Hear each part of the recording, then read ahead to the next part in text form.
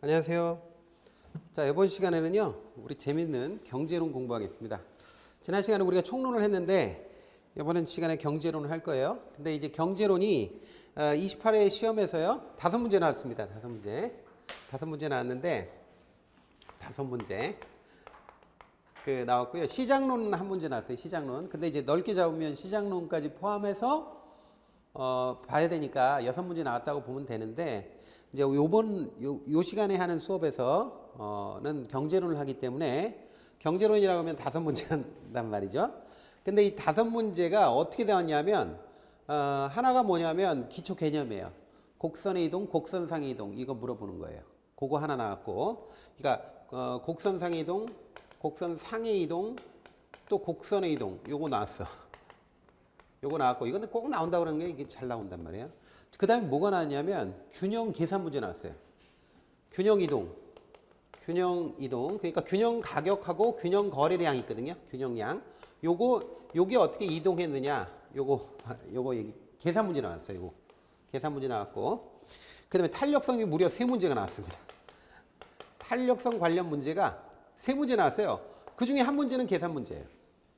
그래서 이 경제 쪽에서 5문제 중에 2문제가 계산 문제. 이 계산 문제. 계산 문제 나왔고, 이게 탄력성 주제로 3문제나 나왔어요. 이건 굉장히 많이 나온 겁니다. 탄력성이. 그래서 이 만만히 보면 안 된다라는 거예요. 근데 문제는 우리가 경제를 잘 몰라. 네? 경제를 모르는데, 저는 경제 전혀 모르겠는데, 경제가 어떻게 건너뛰어서 경제를 안 하면서도 실력이 없는데 그거 뭐 좀 비켜가면서도 학계로는 어떻게 안정적으로 점수가 나올 수 없습니까? 이렇게 물어보는 분이 있다면 제가 단호하게 말씀드려요. 안 됩니다. 불가능해. 그러니까 경제론이 왜 그러냐면 경제론 5문제밖에 안 되잖아요. 지금. 그러니까 이건 뭐 많이 나오는 거지만 어쨌든 5문제면 40문제 중에 5문제면 비중이 적다 이렇게 볼 수도 있단 말이죠. 오해하는 거예요. 오해. 왜냐하면 경제론이 안 돼 있으면 정책론 안 돼요. 투자론 안 돼요. 금융론 안 돼요. 그 다음에 이제 관리개발론 중에 개발론 같은 것도 경제적 이해타산 같은 거 따져야 된단 말이죠. 아니, 경제적 이해타산 안 따지는 게 어디 있어요. 그러니까 경제 기본 개념이 안 돼 있으면 그러면 안 되는 거예요. 뒤에 감정평가까지 안 돼요. 잘. 그래서 경제론은 하여튼 들어가는 입구다 이렇게 보시면 돼요. 부동산 들어가는 강론의 입구입니다. 그래서 이제 지금부터 경제론 공부할 건데 우리 교재에 나와 있는 게 압축이 돼 있기 때문에 그 범위 내에서 우리가 할 거예요. 일단 너무 부담스러워하지 마시고요. 경제에 대해서 우리가 지금 사귀어본다. 경제라는 친구하고 사귄다 이런 생각을 가지고 공부를 하시자고요. 자, 일단 부동산 경제론 하는데 이 경제는요. 경제라는 말은 이제 경제라는 말이 이코노믹스, 경제학은 이코노믹스지만 경제라는 건 이코노미거든요. 그리고 이제 우리말로 경제라고 번역한 건 이제 옛날에 경세재문이란 말을 번역해서 그런 거. 그 경제라고 줄임말로 한 건데 그게 무슨 뜻인다 이런 거는 뭐 우리는 관심 없습니다. 그런 거 할 필요는 없고 어쨌든 우리가 경제 현상이라고 하는 인간의 활동 있잖아요. 재물이 우리가 이제 가치 있는 것들 있잖아요. 여러분들이 가지고 계시는 저 눈에 앞에 보이시는 뭐 책이라든지 쥐고 있는 연필이라든지 이런 것들이 전부 다 경제재예요. 그러니까 이거 더 가치 있는 물건이에요. 그 다음에 옷이라든지 신발이라든지 집이라든지 자동차라든지 이런 것들은 눈에 구체적으로 보이는 재화라고 그래요. 이런 것들을 재화라고 그래요. 재화 이렇게 얘기하고 영어로는 재화를 굿 이렇게 얘기하고 그 다음에 재물과 화폐 그래서 재화예요. 이렇게 쓴다고 재화. 그런데 이런 것들을 다뤄요. 근데 이것만 다루는 게 아니고요. 여러분들이 지금 여기 나와서 앉아서 제 강의를 듣고 있잖아요. 제 강의를 구매했다고요. 그러면 강의는 눈에 보이는 자동차나 신발이나 옷이나 이런 건 아니죠. 인간의 서비스잖아요. 인간이 다른 인간을 대상으로 제공하는 여러 가지의 어떤 케어하는 어떤 서브하는 거 이런 것들을 얘기하는 거란 말이에요. 그런 것들을 용역이라고 그래요. 용역. 대표적인 게 강의 뭐 이런 것들이 용역이에요. 그래서 이걸 서비스라고 한다. 서비스. 서비스. 용역이라는 건 뭐 안 쓰겠습니다. 이게 쓰죠. 용역이라고 한단 말이죠. 그래서 재화나 용역이라는 거는 뭐냐면 우리 삶 속에서 꼭 필요한 가치 있는 그런 것들이란 말이에요. 이런 것들을 대상으로 해서 이런 것들을 대상으로 해요. 이런 것들을 대상으로 해서 이런 것들을 생산하고 나누고 팔고 소비하고 이런 모든 과정을 다루는 학문이 경제학이에요. 그래서 경제학에서 다루는 대상은 재화나 용역이라고 하는 거고, 그리고 경제학이라고 하는 것에서 이제 객체라고 그래요. 이런 걸 다루는 거고, 요걸 대상으로 해서 인간이 어떻게 활동을 해야, 어떻게 해야 이익을 극대화하느냐 또는 만족감을 극대화하느냐를 연구하는 것이 경제학이에요. 그러면 인간의 경제 활동을 다루는 거란 말이에요. 그런데 인간의 경제 활동을 다룰 때 경제 현상을 설명할 때 그 설명하는 틀로 두 가지를 제시합니다.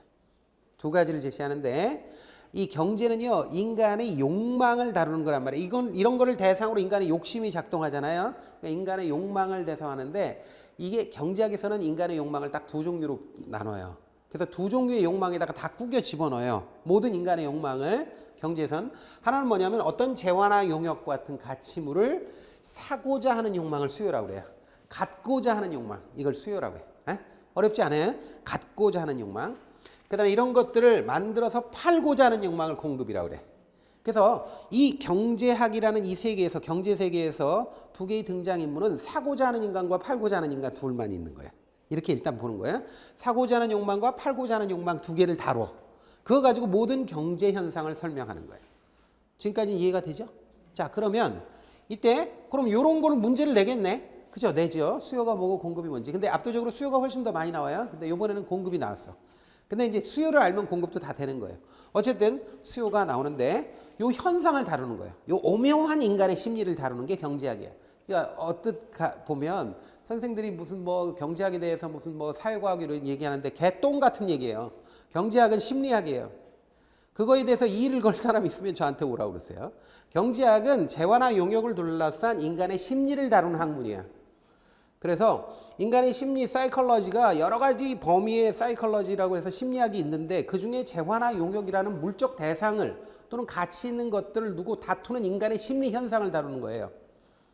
그래서 이 경제학에서 두 가지 욕망, 수요라는 욕망과 공급이라는 욕망이 어떻게 작동하느냐, 지금부터 이제 흥미진진하게 공부를 해야 되는 겁니다. 시험에 다 나오는 거고. 자, 그럼 일단 수요부터 공부하자. 그러면 수요라는 거는 영어로 뭐라고 그래요? 디맨드라고 그래요. 여러분 팔자 옆에 영어 공부를 해야 돼. 디맨드라고 하는데, 디맨드라는 영어 스펠링 외울 필요는 없어요. 그런데 중요한 건 D라고 약자로 써요. 우리 시험에서 D라고 약자로 잘 써.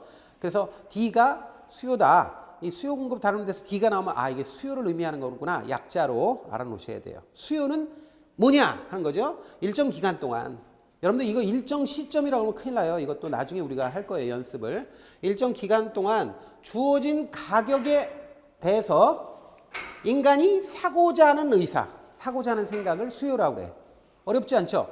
일정 가격에 만약에 어떤 물건이 100원이다 그러면 100원이라는 가격에 사고자 하는 욕망의 크기, 이런 게 수요란 말이에요. 그래서 요때 요 가격하고 사고자 하는 생각 있죠? 이게 일정한 관계가 있겠어 없겠어?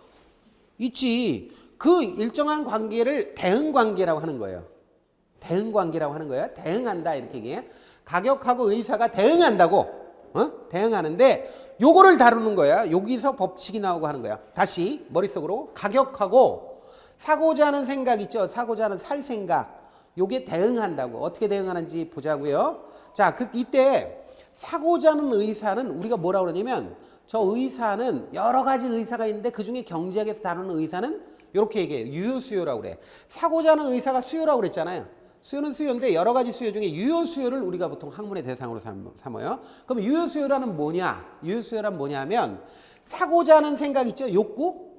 사고자 하는 생각, 욕구라고 그러잖아. 이걸 일명 소요라고 해요. need. 영어로는 need라고 그래. need. need라고 들어봤어요? need. 필요. 이런 거예요. 그래서 소요라고 하는데 살 의사는 당연히 있어야 돼. 살 의사. 근데 문제는 살 의사만 있으면 수요라고 진정한 수요가 아니에요. 그건 유효 수요가 아니야. 나는 사고 싶다. 내가 63빌딩 보면 사고 싶다. 그게 뭘? 시장에 영향을 아무 영향도 안 미치잖아. 개뿔도 없는 사람이 63빌딩 보면 나 사고 싶어. 나 수요자야. 수요자는 무슨 개똥이 수요자예요. 수요자 아니에요, 그건. 그거는 그냥 사고 싶다로 끝나는 거지.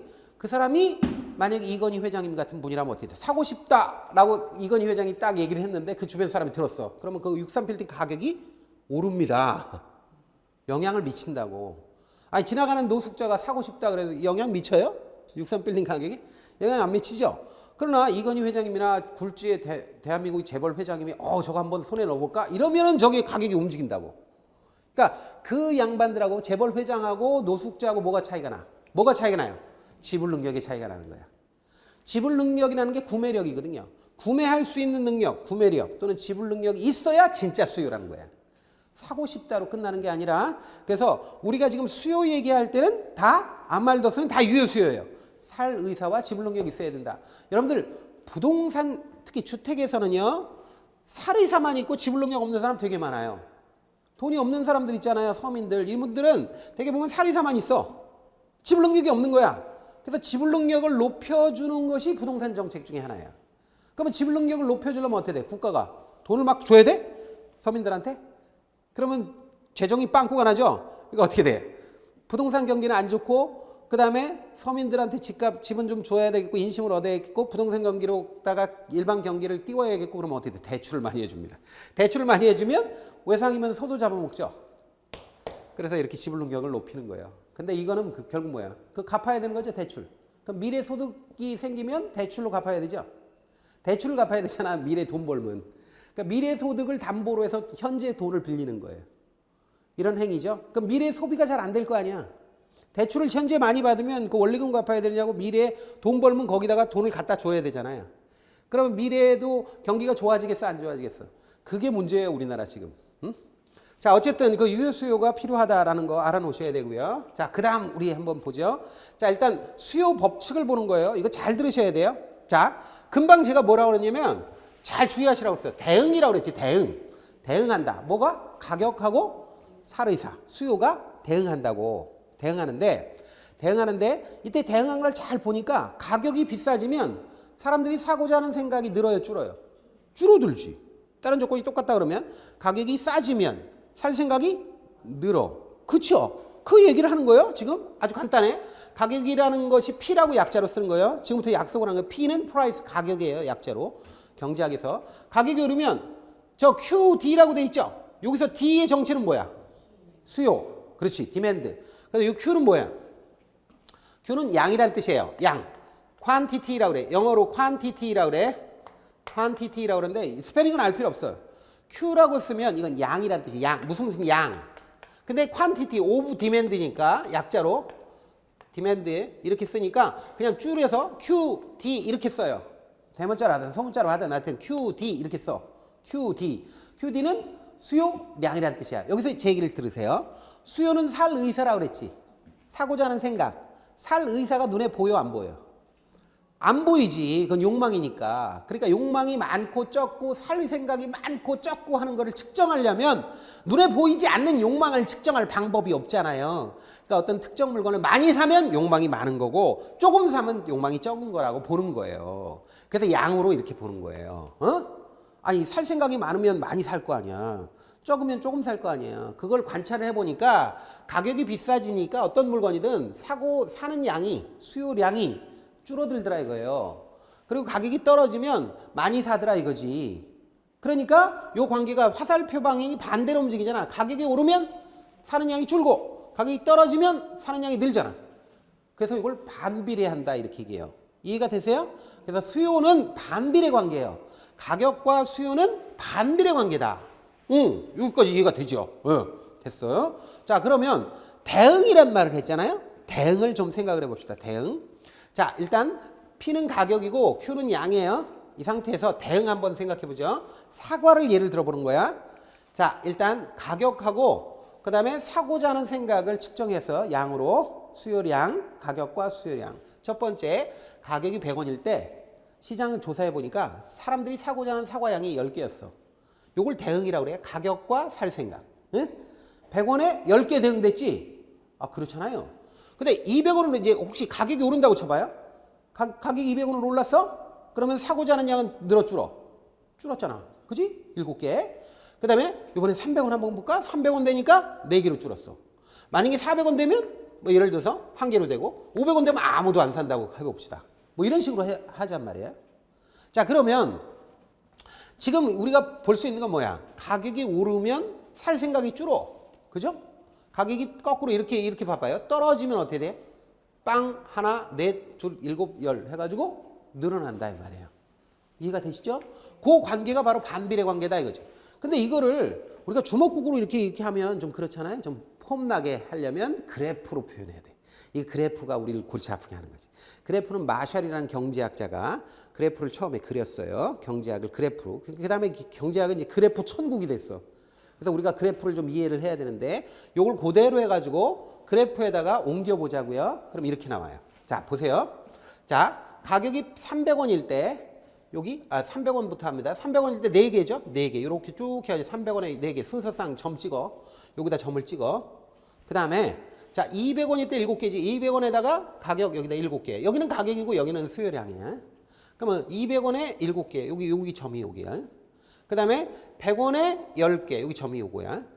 그럼 여기도 무수하게 많은 뭐 110원에 얼마, 뭐 150원에 몇 개, 뭐 210원에 몇 개, 이거 다 있겠지. 있는데 그거 3개만 일단 해놓고 보면 이렇게 쭉 연결하면 이렇게 이런 곡선이 나와요. 이게 직선이 아니라 사실 곡선이에요. 한계효용 체감 법칙 때문에. 근데 여러분들 몰라도 돼. 어쨌든 이거 직선으로 보지 말고 표현할 땐 곡선이라고 하는 거예요. 이게 쭉 연결하면 뭐야? 이런 선이 나오죠. 그렇죠? 이 선 나오잖아, 이 선. 이 선 나오잖아. 이걸 우리는 어떻게 표현해요? 수요곡선이라고 그러는 거야.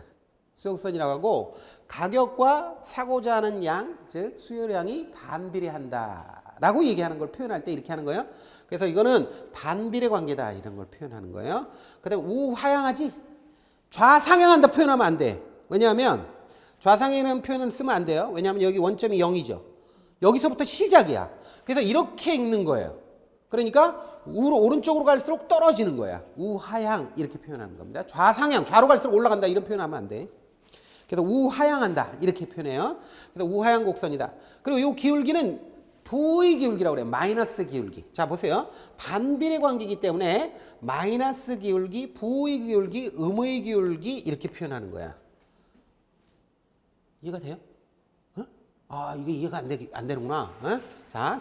자, 이게 왜 부의 기울기인가 보자고요. 자, 보세요. 가격이 100원에서 200원 되면, 자, 보세요. 여기 가격이고 이게 10개라고 해봐. 처음에 요거, 여기가 가격이고 여기가 수요량이에요. 자, 이 상태에서 가격이 오르면 어떻게 되지? 요 분자가 늘어 줄지. 얘가 200원 되면 7개, 300원 되면 4개로 줄잖아. 그럼 여기는 플러스, 여기가 플러스 되면 여기가 마이너스가 된다는 얘기지. 그렇잖아. 근데 여기 분수는 뭐야? 가감승제로 더하기 빼기 곱하기 나누기로 봤을 때 분수는 뭐예요? 나누기지.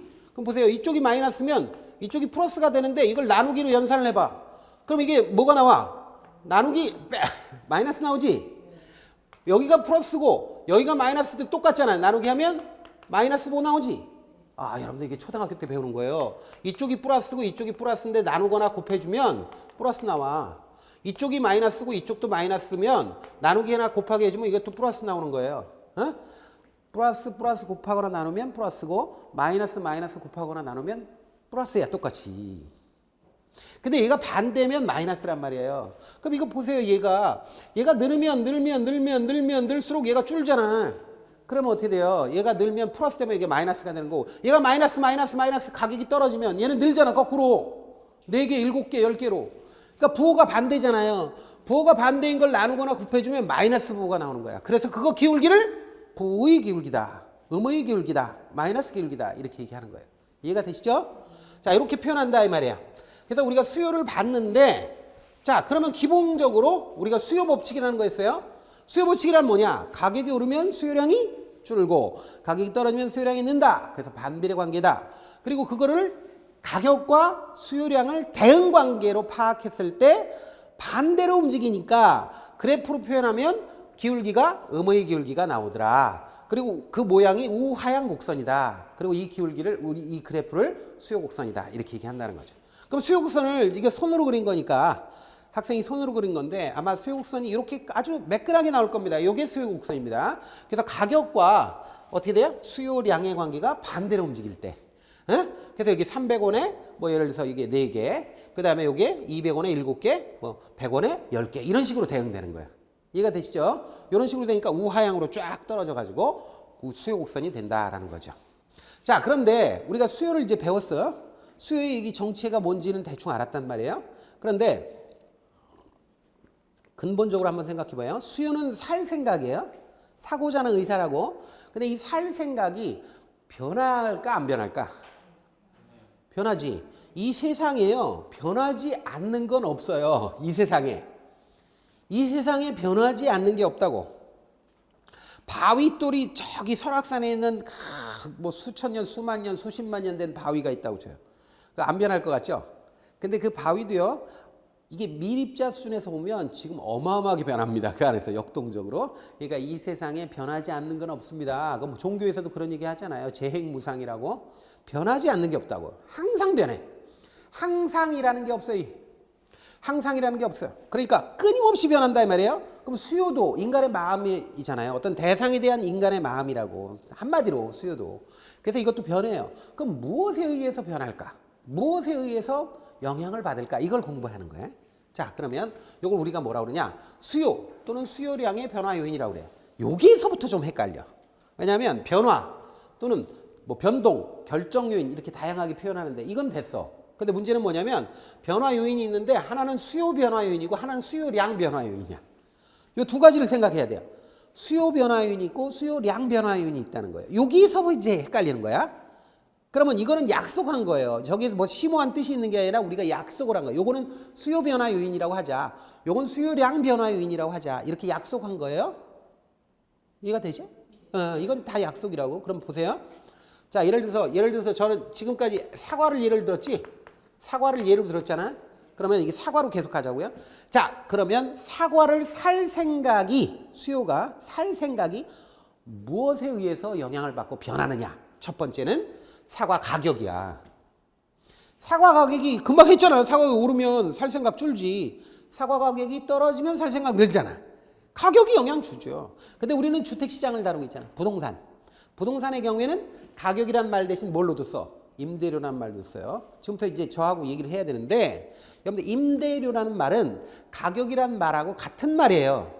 주택시장에서는. 왜냐하면 주택이라는 게 효용이 오래 가잖아. 수명이 오래 가니까 일정 시점에 돈 주고 파는 거, 사고 파는 것만 가격이 아니라 오래 가니까 일정 기간 동안 뚝뚝 잘라가지고 그 대가를 지불하는 게 임대료거든요. 이것도 일종의 넓은 의미의 가격이라고 봐요. 그래서 주택시장에서는 가격이라는 표현보다는 오히려 임대료라는 표현을 더 많이 써요. 근데 임대료도 넓은 의미의 가격이다. 이렇게 알아놓으셔야 돼요. 이해가 되죠? 그래서 가격 또는 임대료. 그러니까 예를 들어서 사과다. 사과 임대료는 없겠지만 사과로 예를 들어서 사과 가격이 변하면 살 생각 변하지. 그죠? 두 번째는요. 사과 가격만 변한다고 그것만 영향을 주느냐? 살 생각에 그건 아니야. 뭐냐? 다른 재화의 가격도 영향을 줘요. 다른 재화. 사과를 예를 잘못 들었다. 사과할 필요 없겠다. 자, 그러면 다른 재화가 뭐냐 하는 건데 우리 다른 재화는요. 경제학에서 되게 많아요. 그래서 뭐 대체제라는 것도 있고 보완제도 있고 독립제도 있고 여러 가지 있거든요. 근데 우리 시험에는 대체제하고 보완제만 나온다고 봐도 과언이 아니야. 다른 거는 신경 쓸 필요 없어. 대체제하고 보완제가 다른 재화예요. 자, 그럼 한번 봅시다. 자, 대체제하고 보완제를 우리가 살펴보는데 대체제 먼저 한번 보자고요. 대체제라는 건 뭐냐면 소비했을 때 느끼는 만족감이 비슷한 재화가 대체제야.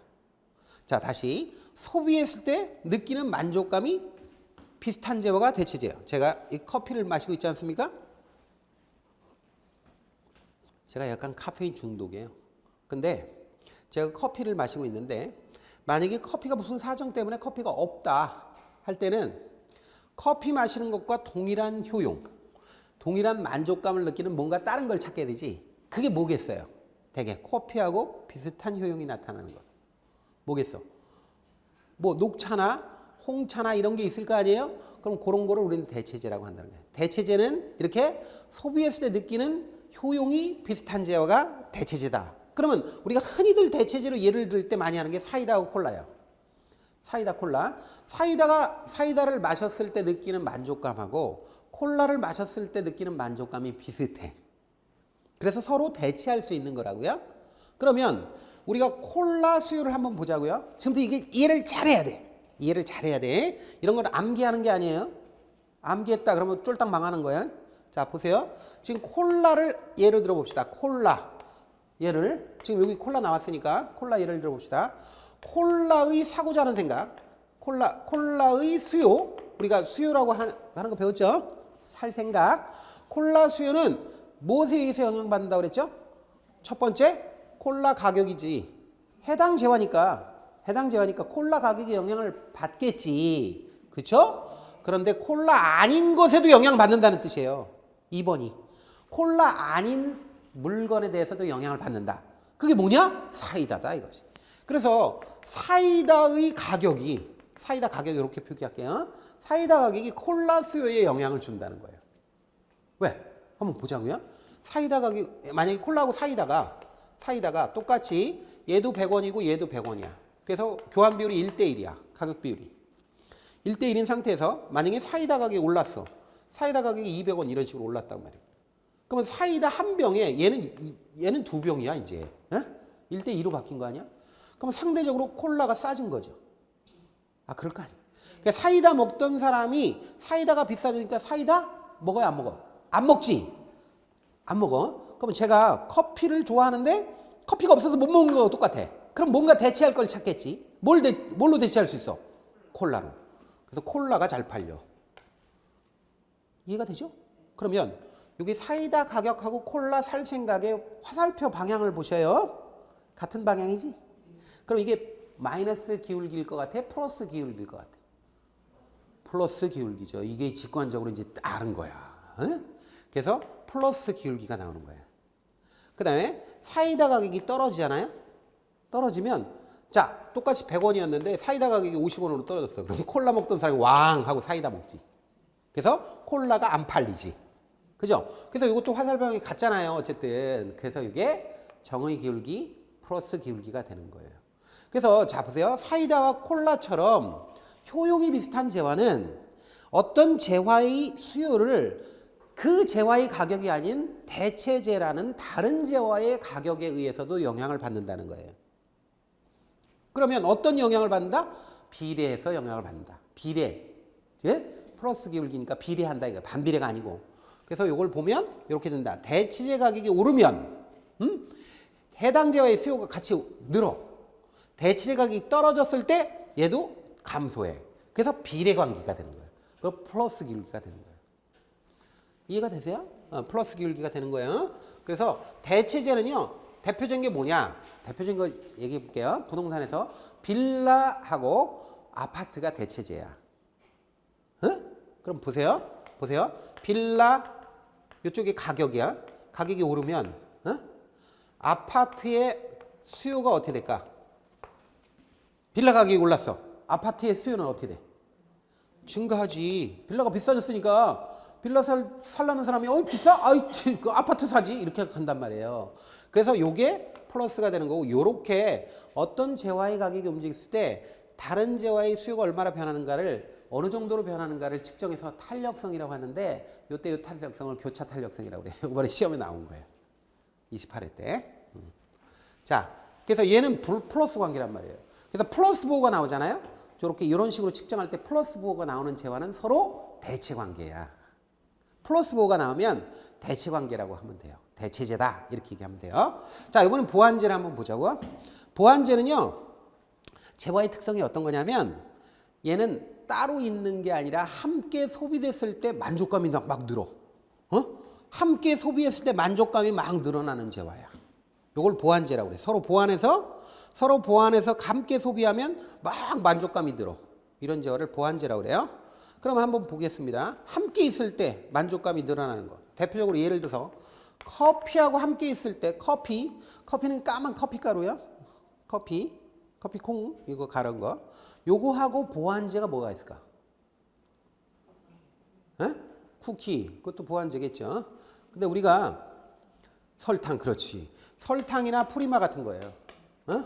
설탕이나 프리마. 이 설탕은 그래도 딴 데 쓰는 데가 있으니까 그거 말고 프리마를 한번 예를 들어보자.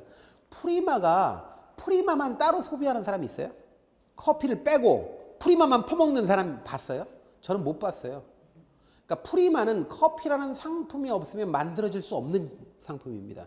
그러니까 얘하고 얘가 함께 합쳐졌을 때 위대한 다방 커피가 되는 거야. 그러니까 우리가 원두커피 안 먹는 사람, 다방 커피 먹는 사람은 커피에 프리마 꼭 타먹는다고? 그러면 얘네들이 서로 협력을 해서 다방 커피를 완성시키는 거죠. 그래서 다방 커피를 좋아하는 사람의 만족감을 높여주는 거지. 그럼 이게 서로 보완해 주는 거예요. 보완제 관계다 하는 거지. 그래서 보완제라고 하는 거는 이렇게 되는 거죠. 커피하고 프리마 같은 거예요. 그 다음에 자동차의 보완제는 휘발유야. 그지? 자동차 같은 거는 기름이 없으면 운전을 못해. 주행이 안 되잖아요. 자동차 굴러다녀야 되는 거 아니에요. 근데 자동차만 떨렁 있다 그러면 안 굴러다니지. 거기에 연료가 주입돼야 된다. 그런 얘기예요. 그래서 이게 서로 보완 관계다 이거죠. 그러니까 당연히 보세요. 프리마를 한번 예를 들어보면 프리마의 사고자 하는 생각 있죠? 살 생각. 즉 수요는 프리마 가격에 의해서 영향받지 당연히. 그런데 뭐에도 영향받아? 커피 가격에 의해서도 영향받는다. 그게 다른 재화잖아요. 그래서 커피 가격을 한번 예를 들어봐요. 커피 가격이 오르면 커피 안 마시지? 커피 안 마시면 덩달아 프리마 안 팔리죠? 함께 있어야 되는 재화니까. 커피 가격이 떨어지면 어떻게 돼? 떨어지면 커피를 많이 마시겠죠? 그러면 프리마도 덩달아 많이 팔리지. 그럼 부호를 보세요. 이게 반대로 움직였잖아요, 지금. 화살표 방향이 반대죠. 커피 가격 오르면 프리마 안 팔리고 커피 가격 떨어져야 프리마가 많이 팔리니까. 반대로 움직이니까 얘는 반비례겠어, 비례겠어? 반비례 관계고 부호는 마이너스겠어, 플러스겠어요? 마이너스 부호가 돼서 부호의 기울기가 나온다 이거죠. 그래서 이게 얘네들 탄력성을 측정해 보면 마이너스가 나와요. 보완제는 그래서 마이너스예요. 그래서 보완제의 경우를 한번 보죠. 보완제의 가격이 오르면 해당 재화의 수요는 줄어요. 반대로 움직인다고. 보완제 가격이 떨어져야 해당 재화의 수요가 늘어. 반비례하고 마이너스 기울기예요. 마이너스 관계다. 이렇게 알아놓으세요. 자, 이렇게 해서 다른 재화를 봤어요. 자, 그러면 수요에 영향을 미치는 게 이거 말고도 많잖아요. 그러면 한번 쭉 보자고요. 이거 말고 인구 있죠. 만약에 조그만 동네에 집이 일단 어느 정도 있어가지고 집값이 예를 들어서 한 채에 무슨 5억씩 돼 있는데 만약에 인구가 갑자기 이 동네가 개발된다고 해도 인구가 확 유입돼 봐요. 인구가 늘면 부동산 가격이 오르죠. 영향 주잖아. 그죠? 인구가 줄면 떨어지겠지. 인구가 중요한 거예요. 그 다음에 또 뭐가 있어요? 소득이 있죠. 여러분 소득이요. 이게 소득의 경우에 갑자기 어떤 사람 로또에 당첨됐다고 쳐봐요. 그럼 이 사람 간땡이가 부어가지고 막 사. 그죠? 그러니까 이게 뭐야? 소비를 증가시키잖아. 수요가 늘어요. 소득이 늘면 수요가 늘어. 소득이 줄면 수요가 줄어요. 아무 말도 없으면 이렇게 해야 돼. 아시겠죠? 근데 여기서 이제 정상진이, 열등진이 이런 것까지 하면 지금 이건 필요 없어요. 나중에 이게 시험에 잘 뭐 그렇게 많이 나오는 것도 아니야. 어쨌든 아무 말도 없으면 정상재예요. 모든 재화는. 그래서 소득이 증가하면 잘 팔려. 수요가 늘어. 소득이 감소하면 수요가 준다 이거야. 그 다음에 또 이거 말고도 뭐가 있어요? 기호 있어요. 기호. 기호를 뭐 취향, 유행, 트렌드 이런 식으로 표현해요. 요즘에는. 기호란 말 일본 말이에요. 기호란 말이 사실 일본에서 쓰는 말이고. 그리고 우리는 요즘에 테이스트, 뭐 테이스터스 초이스 뭐 이런 거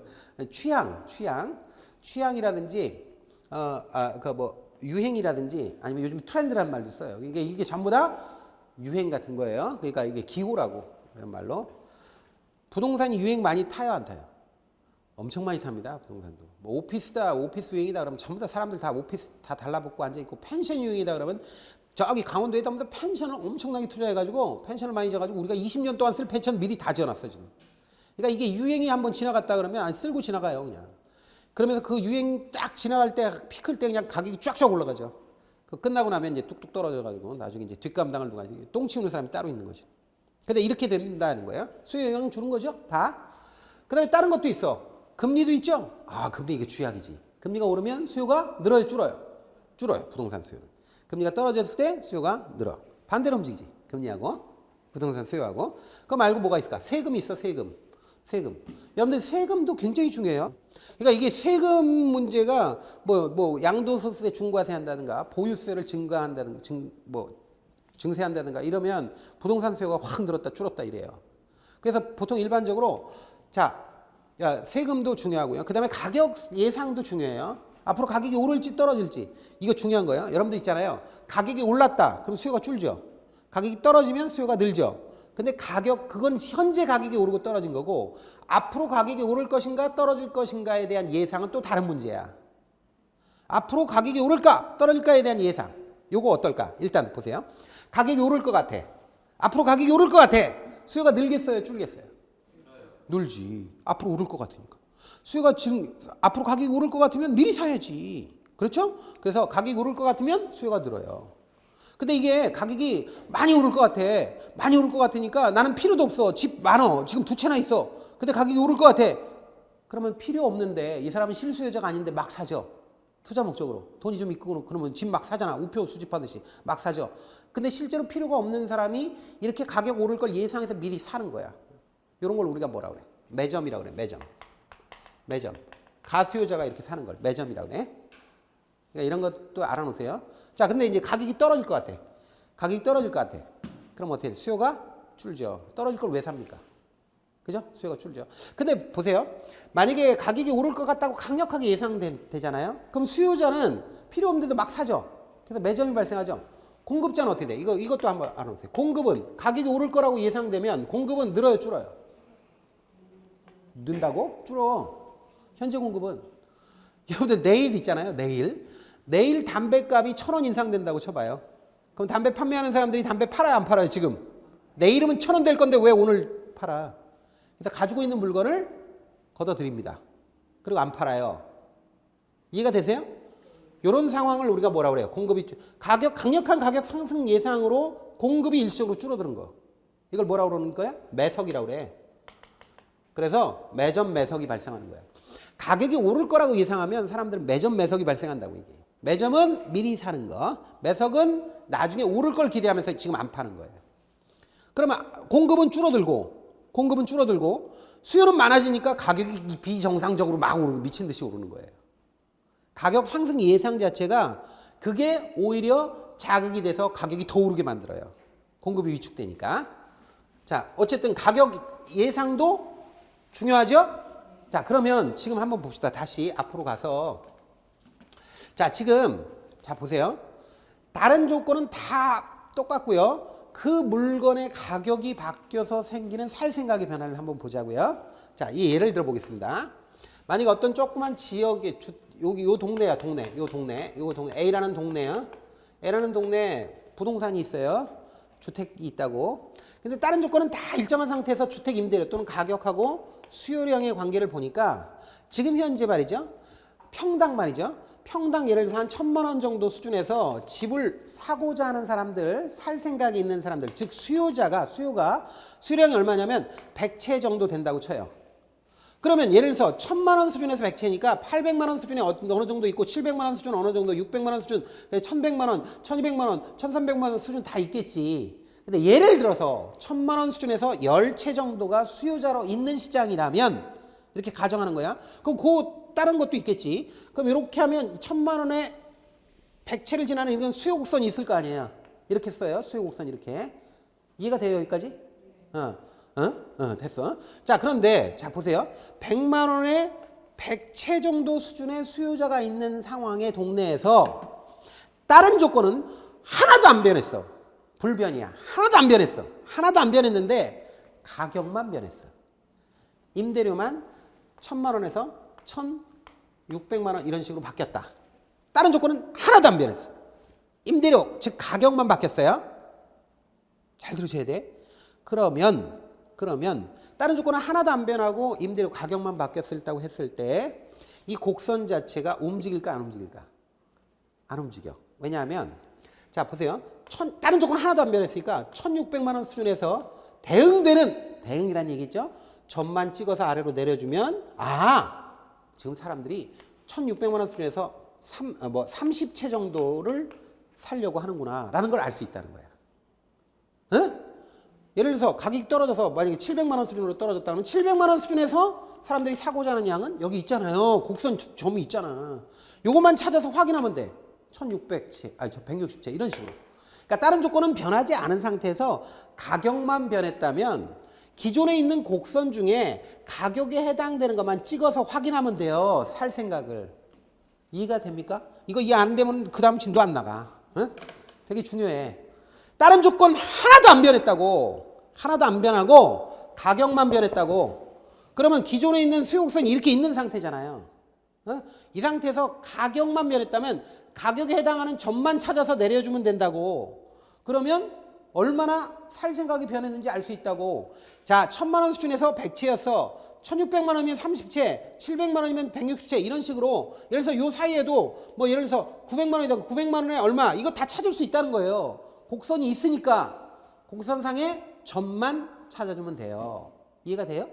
자, 그런데 다른 조건은 그대로 이제 있는 상태에서 가격만 변했을 때 곡선이 움직이는 게 아니라 곡선상의 점만 찾아주면 된다고. 요걸 우리는 뭐라고 그래요? 수요량의 변화라고 그래. 수요량의 변화. 이해가 되세요? 자, 수요량의 변화. 즉 해당 재화의 가격이 바뀌어서 또는 임대료가 바뀌어서 생기는 살 생각의 변화는 곡선이 움직이지 않아요.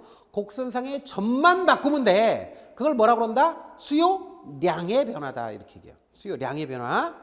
자, 그런데 해당 재화 가격 말고 이런 거 있죠. 다른 재화, 대치재, 보완재, 인구, 소득, 기호, 금리. 그래서 뒤에 가면 세금, 세금이라든지 아니면 뭐 이거 지금 가격 예상, 상승 예상, 하락 예상 이런 거 기타 등등. 이거 쓰자면 있잖아요. 저기 무슨 역전 저 벽까지 써야 돼. 이거 말고도 어마어마하게 많아.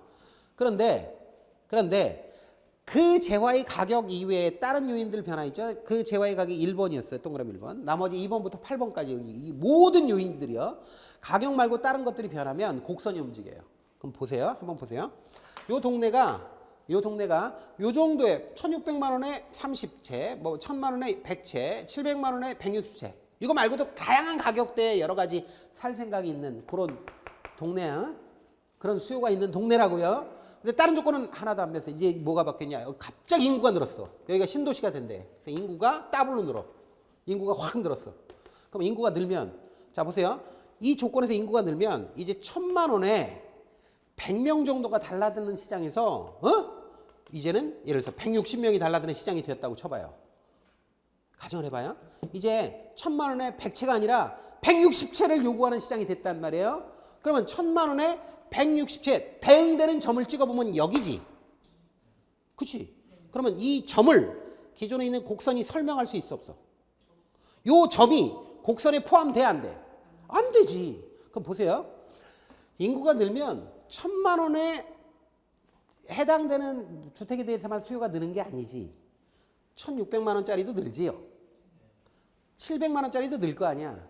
그러면 기존에 있는 이 곡선이 이 인구가 늘어서 생긴 변화를 설명할 수가 없잖아요. 그러니까 다시 그려줘야 돼. 이렇게 그래놓고 이렇게 오른쪽으로 이동했다 이렇게 설명하는 거야. 이해가 되세요? 인구가 감소했다 그러면 빠져나갔다 그러면 어떻게 돼요? 이제 각각의 모든 가격 순에서 사고자 하는 생각이 다 줄었어.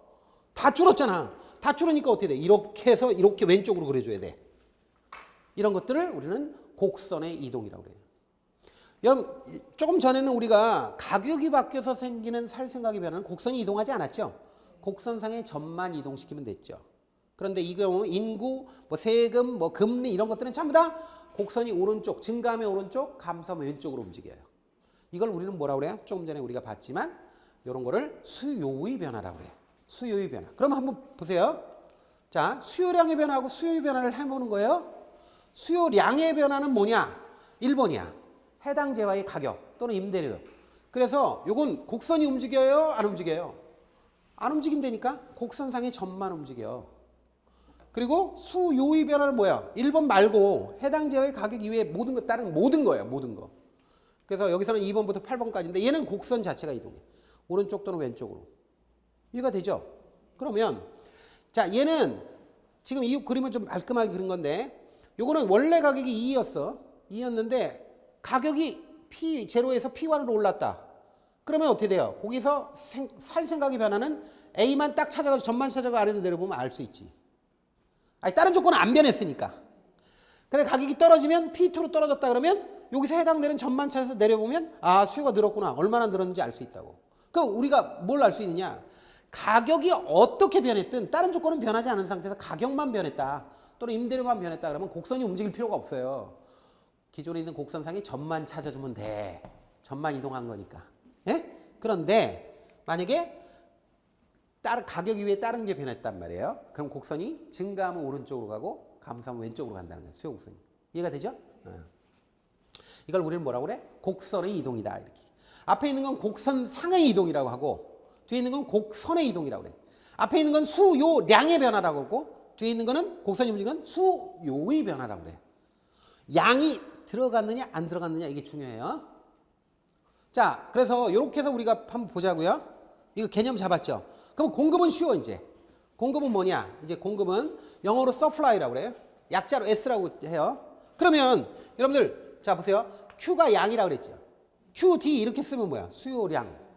QS 그러면 공급량이지. 그렇죠? 자, 이렇게 된 거고. 자, 이것도 똑같은 요령으로 하는 거예요. 수요하고 일정 기간 동안 주어진 가격. 일정 기간이에요. 일정 시점 그러면 안 돼요. 자, 일정 기간 동안 주어진 가격에 뭐가 대응되는 거야? 팔고자 하는 생각이 대응되는 거야. 이것도 물론 유효 공급이 해야 돼. 팔 의사뿐만 있는 게 아니라 팔 능력도 있어야 돼. 근데 그건 시험에 잘 안 나와요. 근데 어쨌든 이게 대응돼 있다는 거야. 그럼 이 대응 관계를 우리가 보면 잘 관찰해 보니까 공급 법칙이 나왔어. 법칙은 뭐겠어요? 가격이 오르면 많이 팔라고 그래. 가격이 떨어지면 조금 팔라고 그러지. 그럼 이 관계가 무슨 관계가 있어요? 반비례예요? 비례예요? 비례지. 비례 관계다 이거야. 자, 그래서 우리가 비례 관계를 봤어요. 그러면 이제 길게 설명 안 해. 여기가 가격이고 여기가 공급량이라고 한다면 가격이 요만큼 있을 때는 공급량이 요만큼이다. 이렇게 대응됐다고 쳐요. 그럼 가격이 오르면 살 생각이 늘지. 그러면 요렇게 늘었다. 요게 올랐다. 그러면 요렇게 대응하기 점 찍어봐요. 이렇게. 근데 얘도 또 올랐다. 또 오르면 어떻게 돼? 더 늘죠? 아, 공급량이 더 늘잖아. 오른쪽으로.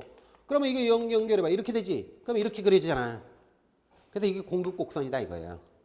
그래서 공급 곡선이라고 하는 건 결국 비례 관계를 표시하는 거예요. 가격과 공급량의 비례 관계를 표시하는 게 공급 곡선이다라는 거예요. 그래서 공급 곡선은 이렇게 나타난다는 거지. 그래서 뭐 100원에 10개였는데 200원 되니까 18개, 300원 되니까 25개 임의대로 한 거예요. 그래서 쭉 연결하면 이런 식으로 간다는 거예요. 그래서 공급 곡선을 우리가 표현할 때 어떻게 표현해요? 우하향이겠어? 우상향이겠어? 우상향이라고 표기한단 말이죠. 근데 비례예요? 반비례예요? 비례 관계라고 한다는 거지. 근데 기울기는 마이너스겠어? 플러스겠어? 플러스지. 아이, 플러스지. 기울기는. 자, 보세요. 가격이 오르면 공급량이 어떻게 돼? 공급량이 늘어요? 줄어? 는다고 그랬잖아. 이쪽이 플러스면 이쪽이 플러스고 가격이 떨어지면 공급량도 줄죠. 이게 마이너스면 얘도 마이너스 아니야. 그죠? 이쪽이 플러스고 이거 플러스고 나눠주면 플러스 나오고 여기가 가격이 떨어지면 공급량도 줄니까 나눠주면 플러스잖아. 그러니까 플러스 기울기라고. 그래서 정의 기울기라고 그래요. 아시겠죠? 플러스 기울기, 정의 기울기다 이렇게 표현한다라는 거예요. 그러면 요것도 똑같은 요령이야. 수요하고 똑같은 요령으로 이번에는 공급에 영향을 주는 게 뭐냐 하는 거예요. 요것도 공급하고 공급량이 있어. 변화 요인이. 그럼 보세요. 하나는 공급이고 하나는 공급량인데 공급량은 뭐겠어요? 맞춰보면 그 물건의 가격이야. 그 물건의 가격은 공급량에 영향을 주는 거야. 곡선상의 점만 이동시키면 돼요. 수요하고 똑같아. 그럼 보세요. 해당 재화의 가격 또는 임대료는 주택이다. 주택 가격이 올랐어. 임대료가. 그럼 공급이 많아지지. 주택 가격이 떨어져. 공급 별로 안 하잖아요. 공급 줄잖아요. 이렇게 다른 조건 하나도 안 변하고 그 물건의 가격인 주택 가격, 예를 들어 주택이라면 주택 가격이 오르고 떨어지면 요건 공급량에 영향을 미쳐. 곡선상의 점만 이동해. 예? 곡선상에. 이렇게 돼 있다 그러면 수요하고 똑같은 거예요. 이렇게 그래서 1000만 원 수준에서 100채를 지을 수 있는데 만약에 1200만 원 되었다. 1200만 원 주택 가격이 평당. 그러면 어떻게 돼? 더 많이 지을 수 있잖아요. 1110채 이렇게 지을 수 있는데 이건 다른 조건이 안 변했으니까 곡선 움직이지 않고 곡선상의 점만 이동하면 된다고. 자, 그런데 이제 문제가 있어. 다른 재화의 가격이라든지 아니면 기술 수준. 건물 지을 때 기술이 발전했어. 그러면 어떻게 돼요? 같은 가격에 더 쉽고 빠르게 더 많이 지을 수 있잖아. 기술 수준이 진보하면 공급이 늘어요. 기술 수준이 퇴보하는 경우는 요즘에 없지만 만약에 퇴보한다 그러면 공급이 줄겠죠. 그 다음에 자원 가격이 있어요. 자원 가격은 뭐예요? 자원 가격은 생산 요소 비용이라고도 해요. 또는 생산 비용이라고 해도 돼요. 그러니까 한마디로 집을 짓는다 그러면 투입되는 생산 요소 또는 자원이 있잖아요. 뭐가 있어요? 집 지으려면. 시멘트, 레미콘, 철근, 목재, 대리석, 페인트, 별게 다 들어가지.